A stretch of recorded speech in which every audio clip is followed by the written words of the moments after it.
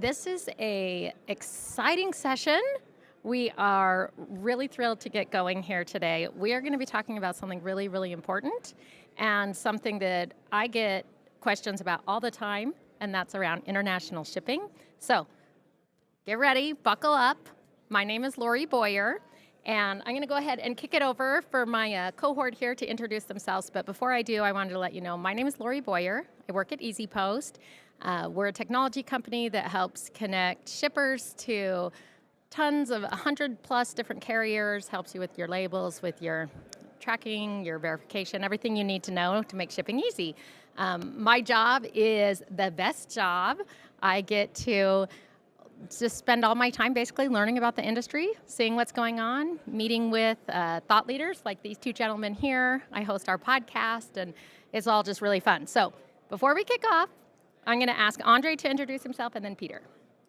Thanks, Lori. Yeah, my name is Andre. I'm here representing Passport. We're an international solutions provider helping brands and 3PLs expand their international footprint, volumes, revenues, etc. And yeah, really excited to be here. Peter Davis. I oversee our business at WSI. We're a 3PL. Kase is our omnichannel fulfillment brand. Obviously do a lot of international shipping, and we're very excited to talk about it today. Yeah, that's awesome. So to kick it off, I wanted to tell you a little bit about my daughter. Her birthday is coming up on Sunday. She's a teenager, and she said, "Hey, Mom, I really want a phone case. I need a new phone case, and I want that for my birthday." But she's a teenager, right? So this isn't an easy decision. She spent hours, literally, I think it was 4.5 hours last Sunday, poring over phone cases so she could find the exact perfect phone case that was just what she wanted. But when she came and she brought it to me, she's like, "Mom, this is a phone case I found, but I'm a little confused. It says it won't arrive until November 15th to the 21st or something." Okay. Our teenagers are not used to shipping taking a while, taking more than, 3 minutes.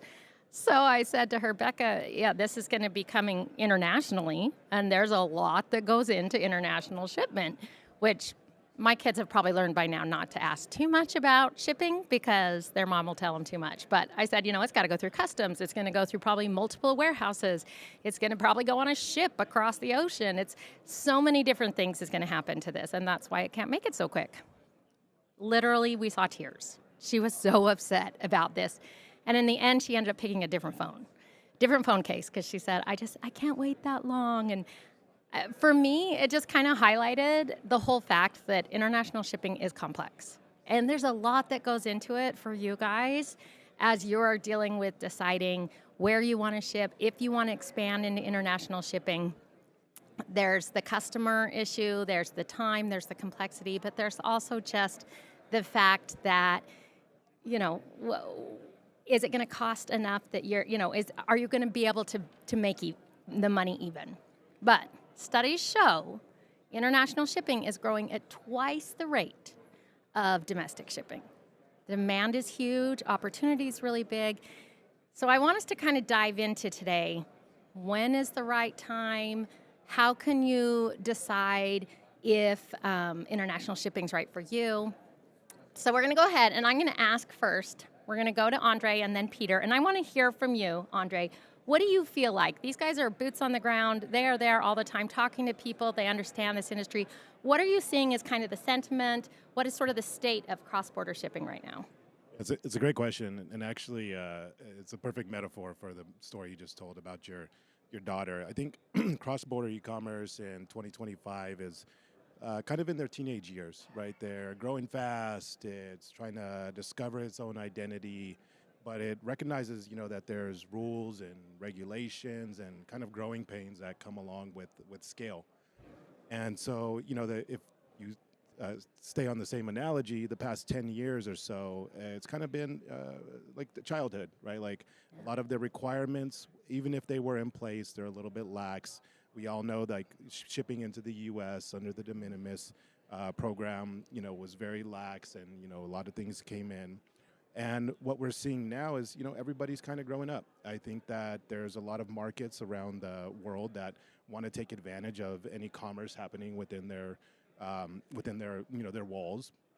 but a lot of the systems that it takes to actually implore those regulations have been not very sophisticated.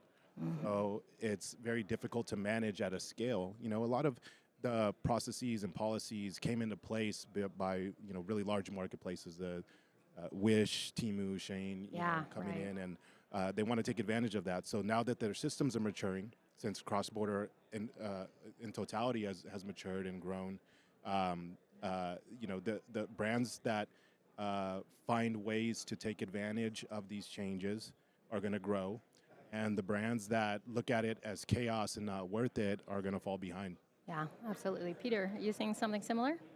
Yeah, I feel like some adults still aren't grown up, right? That's kind of where we're at. It is complete mayhem. Yeah, absolutely. You look at just the pace of change, the unexpected nature of the change. A month ago it was 100% tariffs on China. Yep. President Trump meets with President Xi, rates it a 12 out of 10, drawn back by 10%. Yeah, You yeah. look at the Canadian politician runs an ad on Ronald Reagan, 10% tariffs on Canada. Not very predictable. Also, just the fast nature of when this stuff's coming and the impact on it. You look at de minimis, which I know you and I were talking about earlier. Well, the executive order was end of July. They had 30 days to get. They had 30 days to get the systems in place to not do to operate under the no de minimis parameters, which for especially the postal services they weren't set up to do. They were not set up to do delivery duty paid, and so there was this huge race. There was delays. In some instances, the postals literally couldn't Yeah. continue shipping. So obvious chaos, as Andre said, born out of this chaos is opportunity. If you can do the hard stuff, not everyone can do it. So there's margin there. There's opportunity there. Yeah, absolutely. What do you see, Peter, are the biggest challenges that your companies that you work with are running into? It's definitely customs compliance. So you're seeing issues with HTS codes. You're seeing issues with country of origin. Just messing it up. Oftentimes under de minimis framework, you didn't have to worry about doing an informal entry. Right. Now all of a sudden you do for every shipment. So if you get the coding wrong, it can be serious. It can be serious chargebacks. We had a customer who is very sophisticated, one of our larger customers. All of their HTS codes to Canada were just wrong. And it was causing huge issues with their customers. They had to get it handled really quickly. I was reading this morning about someone who I think was shipping a T-shirt. It got miscoded to be Russian aluminum. Wow. So it was $200. That's a big difference. $200 tariff, and they were expecting, Yeah. they were used to nothing. So it's very critical to get your arms around that right now. I think it's a great point. Even the biggest companies are struggling. So if you are smaller or mid-size and you have some of these errors, totally normal. It is super complicated. Andre, so I think for me personally, I see a lot in the news, tariffs, big tax things, de minimis. But I've heard you talk about like behind the headlines, it's often fine print things that are the biggest issue. Can you elaborate on that? Yeah, I mean, there's always things that'll make a splash in, the news and the headlines. But I think that, and I think that causes a lot of fear for a lot of businesses. Some of them are a little bit more straightforward. The de minimis, exemption being taken away is a little bit more straightforward. If you if you ship into the U.S. from somewhere else, there's a big change. But I think some of the other changes, whether it's tariffs, reciprocal tariffs, or any other changes to other markets, it's a lot more nuanced. And I think that brands feel like they'll be impacted, but sometimes, again, you need to read the fine print. You need to understand like what classifications, what types of products are actually being, are actually being affected. And it gets even more complicated, right? Like some people source certain products that turn into a finished good. So maybe one piece of the product is actually affected versus the whole product. And so like you really need either somebody internal, whether it's consultant or an internal hire, or a good partner that knows how to sift through the fine print, really communicate what the impact is to your specific business, and then give you solutions to adhere to the changes. I think that point on really looking at the fine print is so critical. You look at all these supply chain changes, and you're reading about people shifting, in theory, their production out of China to Vietnam or something like that. then you look at the fine print and you realize that the manufacturers in these new locales are actually run by Chinese Yep. companies. They have the know-how, they have the software. So are you really de-risking from China? Mm-hmm.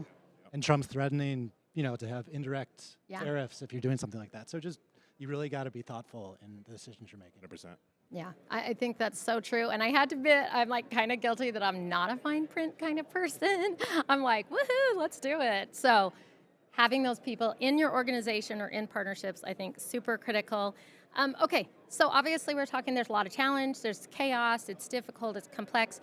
So why is it growing so fast? Why is it still, what is the opportunity, I guess? Peter, you want to take that?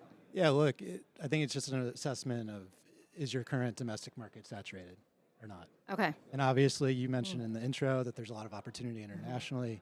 So you got to ask the question, is it worth it? Do you have the sophistication to do it? Obviously it sounds good in practice, but if you're not getting your entity set up in the foreign locale, if you don't have the HDS code set up, if you don't have really the level of expertise needed to do it such that it's from both your team's operational perspective and from the customer's perspective no different than a domestic shipment, it's likely going to cost you more than what you're going to get in return. Yeah, that makes sense. Are there then certain metrics, like certain signals, I guess you could say, that people should look for? You mentioned market saturation, but what are other signals, Peter, that maybe it's time to expand if you don't ship it all internationally, to start, or if you are shipping internationally to maybe even expand it? Yeah, look, you're looking at sort of basic metrics around demand, rates of return as you sample new markets. We like to look at sort of the profile of your product. Okay. So certain types of product are going to be more amenable to foreign markets or sort of the international shipping process because there's no free lunch.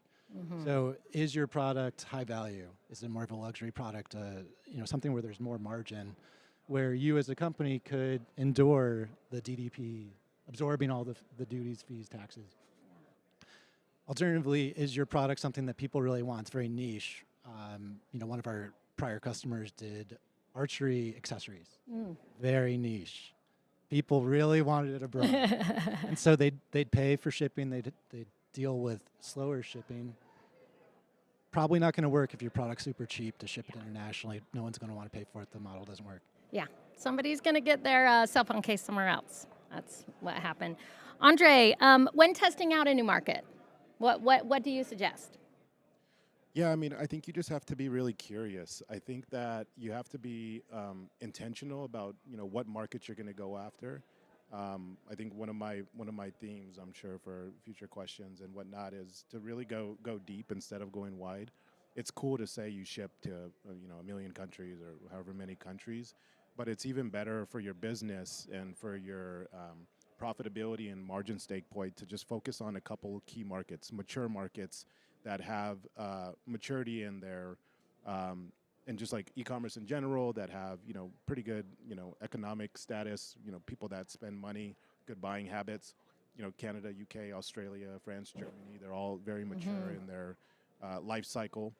And so it's better to just focus on a few of those and talk to your customers. I think that we see a lot of brands that are they start off opportunistic, so they turn on international shipping because people on Instagram and Facebook, which are global platforms, they say, hey, how come you don't ship to Canada? Or how come you don't ship to UK? And they turn it on. It's like, it's cool and exciting to see orders come in and they ship. But, follow up with those customers when you send something. Like, make sure, be a little bit more on top of the tracking experience. Be a little bit more on top of, the customer feedback. If people, a lot of expats left the U.S. during COVID, talk to somebody that lives in Canada. Talk to them about their experiences ordering products from U.S. origin companies. Talk about the ideal experience for them. Like, how would we make this easier? What we're really trying to do is duplicate the domestic experience to any market, right? And so to your point earlier with your daughter, that's really what they want. They want fast shipping. They want a domestic type of experience. And I think there's going to be brands and carriers, like Passport and 3PLs in the ecosystem that are really ahead of the curve that, kind of will allow the magic of a, global marketplace to shine. Yeah, absolutely. What mistakes do you guys both see? Peter, I'll start with you, and then I want to hear from Andre. But look, if you're making mistakes, obviously Peter mentioned earlier, big companies make mistakes. So what are some of the common ones? I'd love to hear. So probably they'll put it in two buckets. If you're shipping domestically to a foreign market, I think not having the right partners, not having the right integrations. You really, in today's market, must ship delivery duty paid to have that really Delivery duty strong paid. customer experience. Again, what that means is you are covering the duties, taxes, fees up front as the brand, and it's getting charged back to you. You ultimately, whether it's passed through in the price or you just absorb it.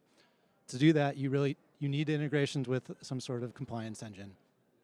If you're big enough where you're doing multiple nodes, where you're having a node in Europe or whatnot, it's having what I'll call a single pane of glass. You have a view of inventory across your network. You're not you're demand planning so that you're not shipping product from your LA distribution center into someone in London if you have the UK. Makes sense. Not having a handle on the inventory on the demand really creates problems for them and again, makes the ROI not worthwhile. Absolutely. Andre, what kind of mistakes do you see? Yeah, I mean, we see a lot. I think to what I mentioned earlier, going too wide, too quick, right? You cannot. It's hard to be good to every single market. Yeah. Some of them have more complexity than others. Brazil, for example, you need to submit a tax ID with all the shipments, and certain regions around the world, the Middle East are really strict with the types of products that they might leave into their country. So those types of things. So go deep with the mature markets. Deep meaning a specific country, Yeah, a specific just open product. It's specific countries mostly. Okay. Some of it's product dependent.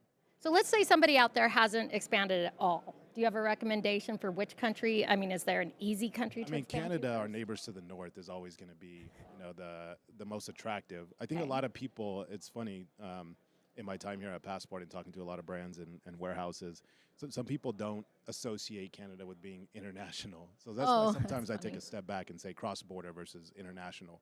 But they're neighbors to the north. We share a border, and it was very mature. Also, on top of that, everybody's within 100 miles or so of the border. So there's a big concentration in the Toronto and Vancouver area. So it's like things get there pretty quickly once they get over to those induction centers. So I think that's one thing, and I think the other part is sometimes they I would say go too big too fast. Meaning also worked with a lot of businesses that say, hey, I want to ship to Canada, and then they fly their team out to Canada, or they spin up a warehouse in Canada and they set up an entity way before they ever did the market research, way before they really tried to ship it from the U.S.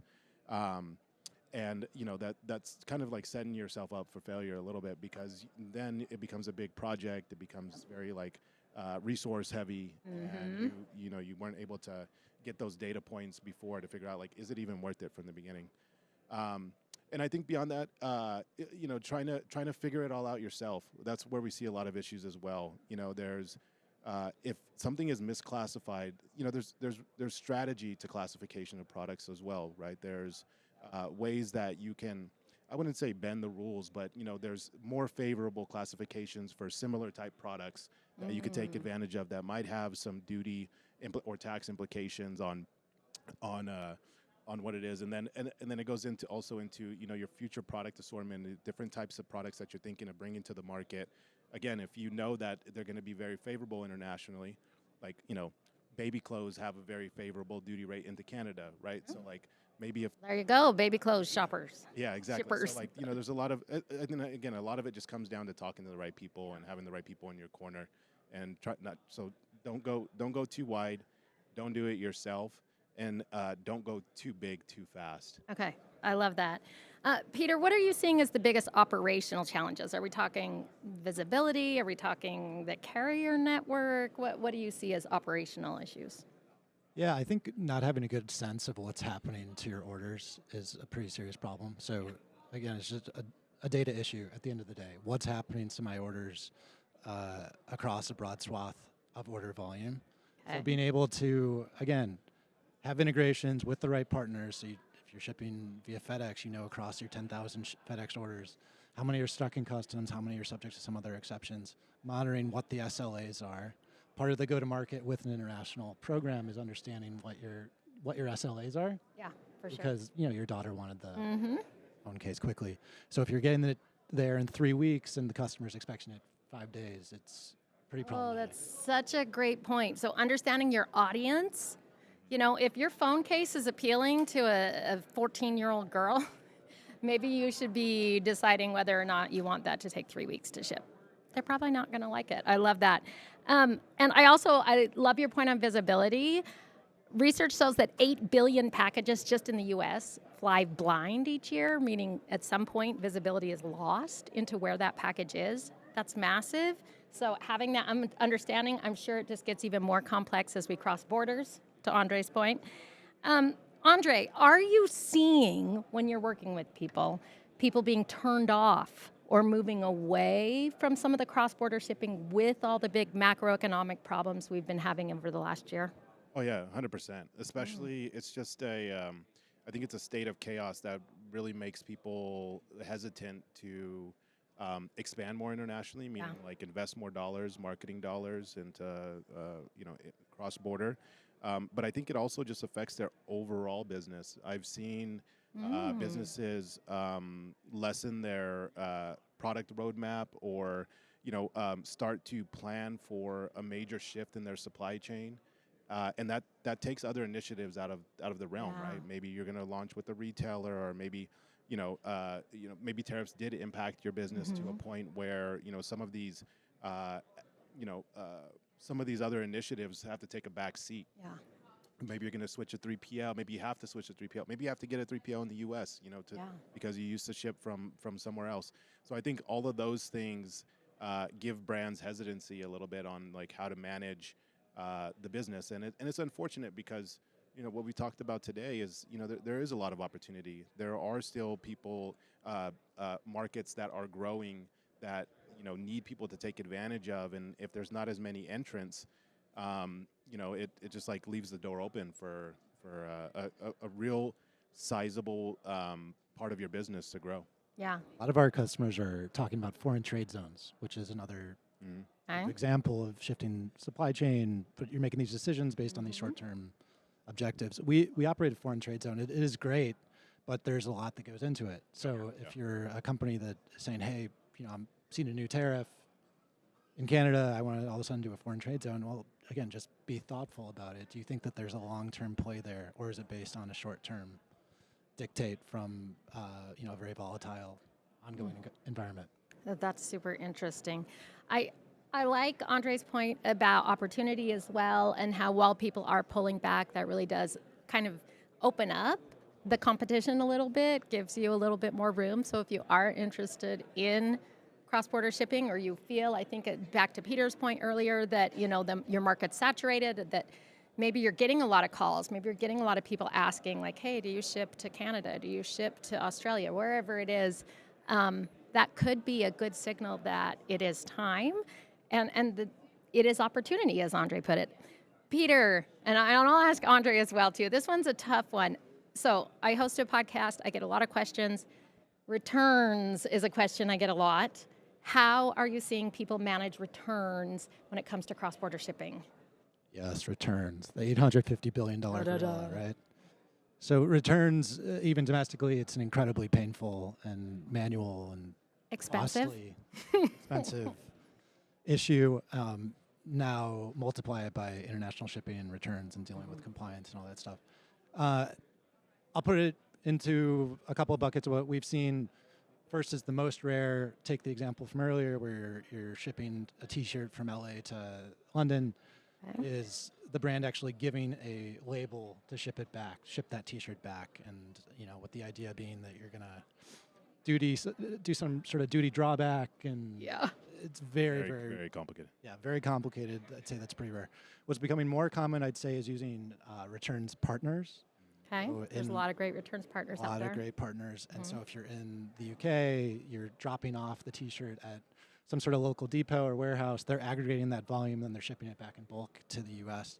That is a little bit cheaper, and so brands are able to reclaim some of the value, and so they're choosing that.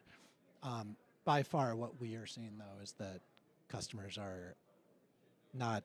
brands are not allowing customers to do the returns. Or they're saying keep the product there. Yeah. They're very focused on playing offense as a good defense. They are making sure that the product's described very well before it's bought. The photos are really good. They're using augmented reality.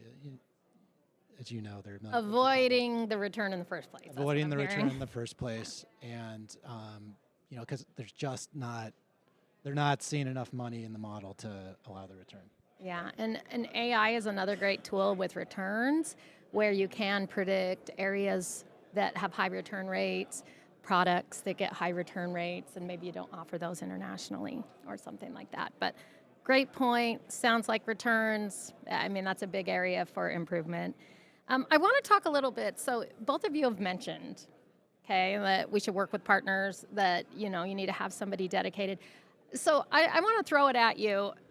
When is it, when do I not need one? I feel like people will say to me, well, it's going to cost money for me to get a partner, right? Can't I just do it on my own? So first I want to hear, what are cases that you feel like somebody is okay doing their international shipping on their own? I'm going to start with Andre, and then we'll go to Peter. I want to hear both of you. Yeah, I mean, I think irrespective of, your strategy, your fulfillment strategy, meaning if you use a 3PL or if you fulfill yourself, just don't go at it alone. You can Google, how do I ship internationally? Yeah. And you can run into, There's a million articles written on it. talk to people that have done it. Reach out. Shopify has a great ecosystem, that we play in, and figure out, what are other people doing, what's successful, but really just be curious, reach out, figure out who the good partners are. Again, a lot of great content, online, and hopefully, talks like these are helpful to a lot of folks. So, I mean, You're just saying, do your research. If you want to try to do it on your own, and you got to become your own expert. Yeah, the other thing that I mentioned earlier is reach out to customers. If you have a friend in Canada, tell them that you're thinking about starting to ship to Canada. A lot of people that have experience receiving cross-border packages can give you really great insight Into what that's like. Peter, anybody who should or you would feel comfortable saying, okay, you can go ahead and do your own? If it was your buddy, we'll say. Yeah, look, I think anytime you're looking to outsource, probably doesn't make sense if you're super small and the business just doesn't justify the spend. More likely if you're really big and you can spread the fixed cost of getting the software, getting the expertise on staff across a broader revenue base. Okay. If you're somewhere in the middle, it's challenging. So the 90% in the middle. Yeah, you can do it yourself, but it's tough. Okay. No, I think that totally makes sense. So if you are looking for partners, again, I want to know from you, what are you looking for? So let's say that I was going to go out, mid-sized company. I'm a mid-sized, we'll say I'm a clothing brand, okay? Really taking off. How do I know, Peter, that one of these partners, these 3PLs or whoever I'm working with is legit, is good internationally? Because I know there's a lot of people who are good domestically. How do I know that they're kind of cross-border ready? Yeah, it's a tough question. You and I were talking about this a little bit earlier. I was saying my view of it now is I think different than it would have been my answer a year ago. I think my primary, there's some things that are table stakes, which you need to have a certain amount of scale, you need to have a certain amount of expertise on staff, you need the software, you need sort of these basic building blocks, but it doesn't do it anymore. You need to be flexible, you need to be agile because the environment's so volatile right now. So the approach of, hey, you're going to fit in my box just doesn't work when the nature of international trade is changing literally from week to week. So what does agility look like? I guess I'll ask Andre. Andre, to you, if I'm looking for a company, I'm looking for a partner, how can I tell that they're agile? It's a good question. I mean, it's it's a tough question to answer. I mean, I think that generally speaking, when you're looking at a 3PL specifically, Look at the types of businesses that they support. Okay, great one. Talk with them about any challenges that they've had over the past year. I think a lot of 3PLs that are upfront with any kind of challenge or like experiences that we're not up to par. For a 3PL to just say, hey, we're so great and we have 99.999 this, that, and the third, it's one thing. And specifically for 3PL selection as well, as we were chatting about earlier, go to the facility. I'm big on looking at the body language of the people on the floor. Do they seem excited about working there? Do they have, do you feel like, do you feel the aura? Do you feel passion? You know what I mean? Don't get me wrong. It's tough work, working in a warehouse, but, is there camaraderie there? Is the 3PL inviting you to come and look at the facility? Yes. Do they really want you to see, your products are going to be here and this is like your pack out and, are they welcoming that? You know what I mean? I'm really surprised at the amount of brands that select 3PLs. They get a proposal and they say yes, and it happens to be cheaper than whoever they're using or whatever it may be versus like actually going and seeing the facility. It's kind of crazy. And, a lot of times those kind of customers churn and they go warehouse to warehouse and they never really have stability. So you got, these companies, 3PLs specifically, they manage, sometimes millions of dollars of your company's assets. Like they need to really be a partner versus just a service provider. And they need to be, to Peter's point, like in the know that things are changing. They need to be able to communicate what those changes mean to each of their specific clients if there is an impact. And, I think the brand should look at their 3PLs as someone strategic that's on their side. That's an extension of their business. And if they don't have that, they need to look at another 3PL. Here's a couple things I would look at explicitly for agility. Okay. How involved is senior management? How involved is senior Because management? if you think about, if you're not dealing with senior management, things that go a little bit outside the framework, it's going to be tough to move. Kobe there in the audience, he's CEO of his company, he's one of our partners. When Kobe wants something to happen, it happens. Whereas if we're dealing with someone else, we're just dealing with a lower level person, it might not happen when there's quick changes. Second, I'd look at Slack. So resource Slack, do you have extra capacity to deal with things when they change? If not, it's very, very hard to go outside the lines quickly. It's very hard to change, like, okay, we're going to switch up the HTS codes immediately because, we are resourced exactly to what we think is going to happen, not to what could happen. And then lastly, is the entity profitable? Is the entity profitable? Right? If the entity is not profitable, you're going to be under-resourced, understaffed to be able to do things. Yeah. Okay. Really, really good points here. So I want to kind of summarize them. Number one, Andre said boots on the ground. Okay, I interview people all the time across the industry, and that's one of the biggest things that I do here. Get out of the ivory tower, they say, and get into the warehouse and make sure that you're seeing things. Fantastic. I also love come in with a list kind of questions is what I'm hearing from Peter. How is their profitability? Who's involved? What do people know? Make sure that you've got that set up. I think that's fantastic. Okay, any other red flags or anything? Let's actually talk tech. Okay, we haven't talked technology much, and I feel like tech is a big deal. What do you see as kind of from a tech standpoint? What integrations, data connections, what's most critical to make sure cross-border fulfillment goes well? Peter? Yeah, so again, if you want a customer experience where they view it as almost like a domestic shipment, if you want it to be, again, easy on your internal team such that it feels like a domestic shipment, you need to be integrated with some sort of compliance engine where they are able to predict at the time of checkout what is going to be my true landed cost. Yeah. So having that ability to integrate is absolutely key for today doing international shipping. Obviously, you talk about order management, relationships with carriers, integrations with carriers. We talked earlier about the ability to monitor exceptions and monitor SLAs. Well, that's done through integrations with these key carriers that you're rate shopping across and over time.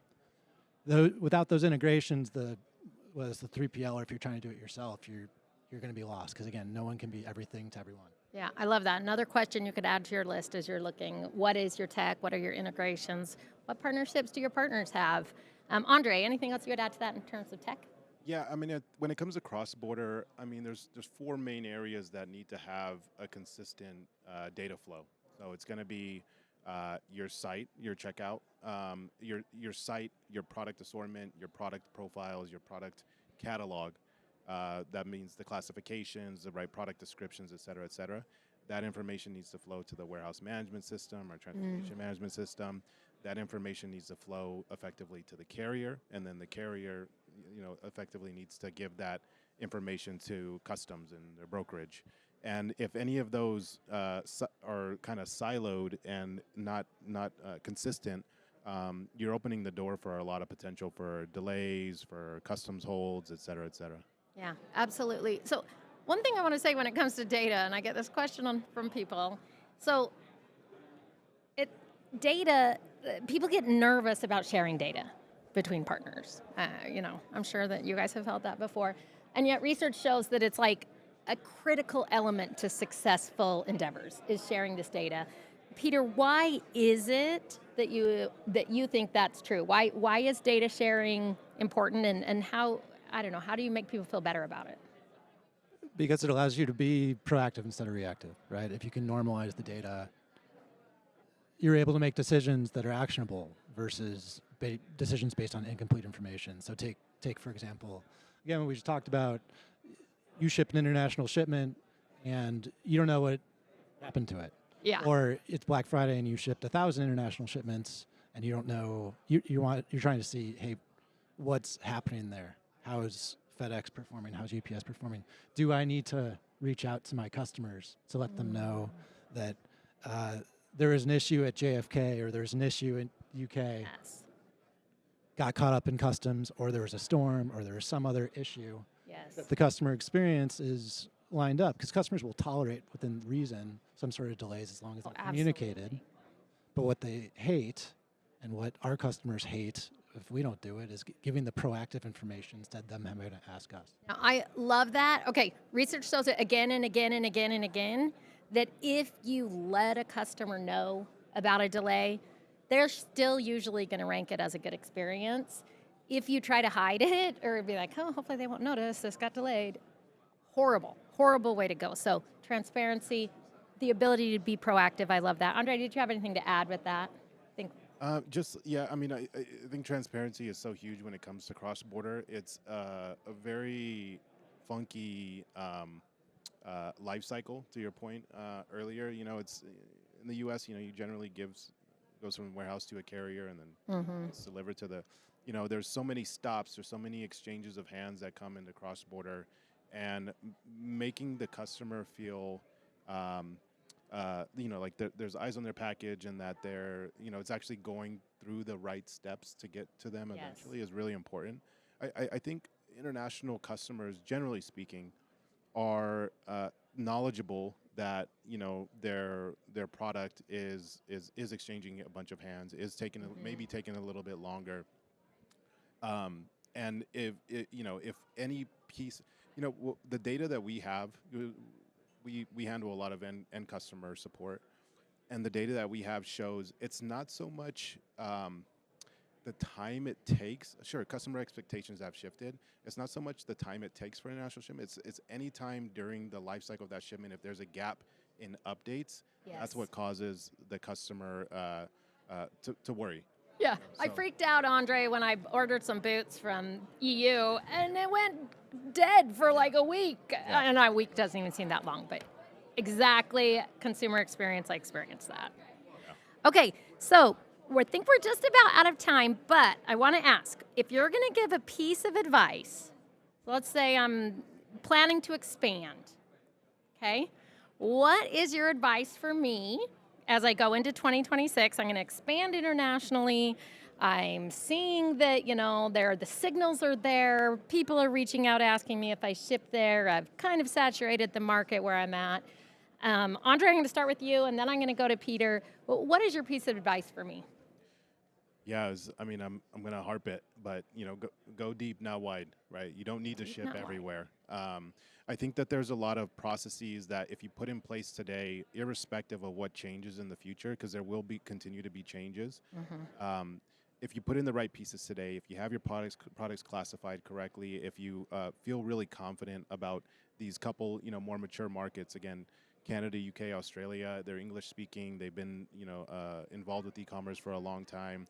There's definitely others, but just go deep there. So where no matter what happens, if there's one of the hardest things I think of the last year is normally so e-commerce policies have always changed and always been updated. I think the speed of the change, the lack of grace periods, and the overall impact, we've never seen anything like So what's fast. happened this year. And so if you set the right groundwork and you're compliant to these countries and you focus on those countries, you can feel confident that no matter what changes, you'll continue to do well and limit any disruption. So just going really, really, really deep with the mature markets, I think, is my biggest piece of advice. I love that. Peter. There are a lot of solutions out there right now that allow you to dip your toe into international without a huge investment in expertise and technology and resources. So experiment a little bit before you go, all the chips in. 2 would be don't overreact. A lot going on right now. Let's see how it all plays out. And then 3rd is get some expert help, whether it's internally hiring someone or outsourcing it to someone. Okay, that's fantastic. Okay, so I do want to open it up. I know that we only have a handful of us, but do you have any questions for our experts on international shipping? If you do, I can raise your hand and I can throw you a ball, I think. If not, I have one. Football. Do we have somebody who has a question? No. No, sad. Okay, well, I'm going to ask, I had a question. What do you think is something that's going to surprise people? I always like when I get into their minds, like magic ball. What are you predicting? What's going to surprise people about international shipping in 2026? I'm going to ask Peter first. You're starting to see the use of AI in it. AI. So I know you're the expert, but recent earnings call with UPS, Carol Tomei is talking about all the issues they're having with customs clearance, and they're starting to use AI. Yep. And my guess is that over the next year or so, it's really going to start to normalize, and you're going to take cost out of the international process. It's going to become more efficient and, again, a better overall customer experience. I think that is so smart because AI is really good when there's a large amount of complex data, and it makes it easier to understand. So I think that's a good guess there, Peter. Andre, you got anything you think will surprise us? I mean, I was surprised so many times this year. Andre's surprised every other day. I don't think there's much that's going to surprise me. I mean, not surprising, but what we see is I think there's going to be a large increase in folks diversifying and really setting up in-country fulfillment and nodes in Canada and UK, Australia. I think there's going to be an increasing amount of advantages to doing that. But again, I don't think brands, especially at small scale, should start there. To Peter's point on the last question, you can experiment and try to create a local type experience. Maybe subsidizing pricing, maybe making shipping free or using an expedited service so it gets there quickly. Obviously shipping DDP and those types of things to figure out if that's worth it. But not surprising, but I do think there's going to be a lot more businesses that look into those models. I love it. Okay, if anyone has any questions when it comes to cross-border shipping, international shipping, absolutely recommend connect with Andre, connect with Peter. I'm sure you guys are happy to answer questions. And thank you so much for being here. You were fantastic. Thank you.